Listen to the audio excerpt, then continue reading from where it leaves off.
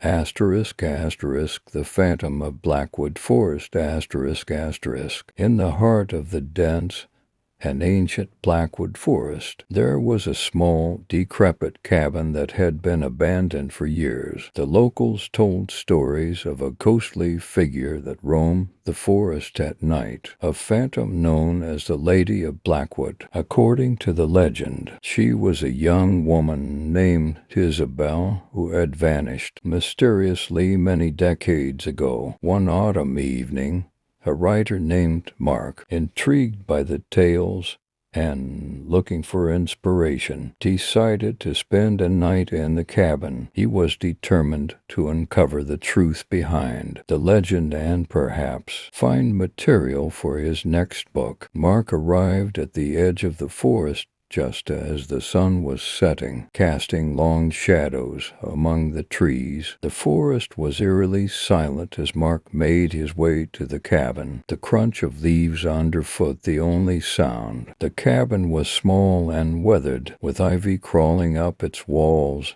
and a roof that sagged in the middle. Mark pushed open the creaky door and stepped inside. The air was musty, and the only furniture was an old wooden table and a rickety chair. Mark set up his laptop and began to write, the soft glow of the screen the only light in the darkening cabin. Hours passed, and the forest outside grew darker and more foreboding. Suddenly, he heard a faint, melodic humming coming from outside. Curious and slightly unnerved, Mark grabbed his flashlight and stepped out into the night. The humming grew louder, guiding him deeper into the forest. As he followed the sound, he saw a faint, ethereal light shimmering through the trees. He approached cautiously and saw the ghostly figure of a woman, dressed in a flowing white gown, her hair cascading around her face like a halo. "Are you Isabel?" Mark asked,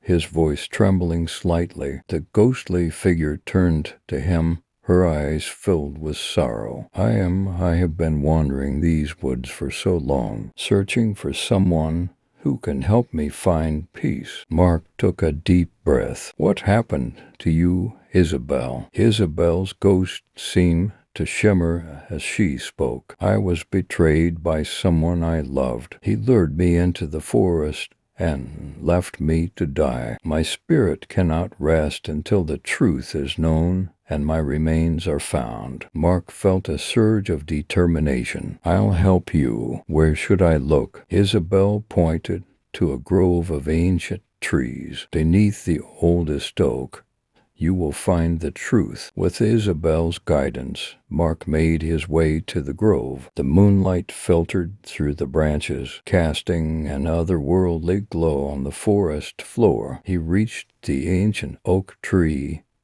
and began to dig at its base. After a few minutes, he uncovered a small, weathered box.